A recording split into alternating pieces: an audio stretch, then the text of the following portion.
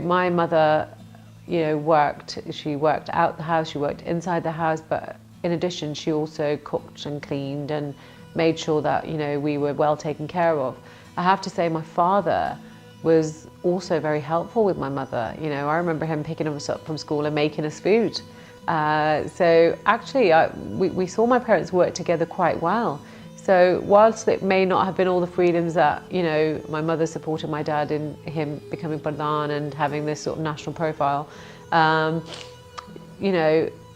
he supported her and vice versa. I always saw my dad stick up for my mum. I always saw my dad in open speeches talk about the importance of his wife. So that's a very good thing. I think, now that I'm married, there is still the expectation that the woman still does all the cooking and the cleaning and looking after the children, without question of doubt, because actually I think we naturally assume those roles as well. I think though what women probably, so for myself, for example, I do the two jobs. I have a day job as well, so I still do my children's services manager. I'm the cabinet member, counsellor, so still there, active in my communities.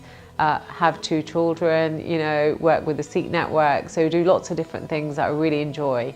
And you've got to have that passion and enjoy all these things. But my husband is a very hands-on dad. He has a very good relationship with his daughters, and he wants to be. He sees the importance of that actually. And so that says a lot about his own Sikh values, because he recognises that level of vulnerability at places, but he wants to have that relationship where they feel able to tell and trust him with anything. He doesn't just see it as my duty to look after them.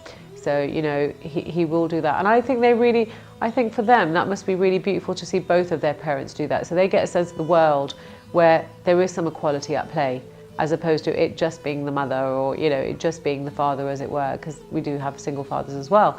But I think that, even though I do all that, I'll come back. If he's fed the kids, I'll still do the dishes and clean up.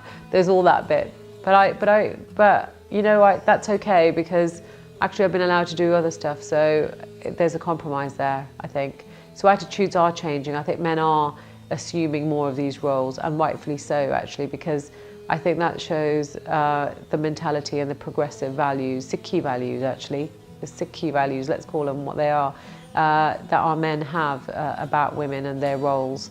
And it's great that me and my husband can talk about this, and we can talk about all this, and he'll say, oh, you're being a bit of a feminist today. But I say, no, actually, this is really important. We've got daughters. What do you want them to have a view of what a man should be like? Because actually that's what they're going to go on. And he absolutely gets it. So he's a really good dad. He's a great husband, so he's very supportive in that sense. So I think, I think it's hit or miss in a way, I suppose. There are the younger generation of Sikh men that will have those attitudes, and they will see it as both of their roles because they're both working. But some of those attitudes will always stay. It'll always be very easy for the man to come home and say, could you get me the glass of water, or could you make me a sandwich? I don't think it's a natural thing for women to come home and sit down and say, right, could somebody get me a glass of water? And do you know what I mean? So, and I think for me, I definitely sometimes enjoy just cooking and cleaning, and because actually you're able to just have your own little space to do that as well at home. So that's quite nice to do that. So it's good. And I think, bringing your own children up, you don't want to have the same stereotypes within which you were brought up. And I was reading some of Barack Obama's biography, and I thought it was really interesting how he talked about his mother not putting any parameters to him, but actually letting him feel that he could be anything and he could do anything and everything was possible. And I think absolutely that's a really great method of parenting, and I sometimes catch myself when I say to my daughters, no, you can't do that, or you should not do that, and girls don't do that, and I think, God, what do I mean by that, So I think it's good. And I remember Theresa May was on the TV and my daughter saying, Mum, who is she? I said, oh, she's the Prime Minister of the country.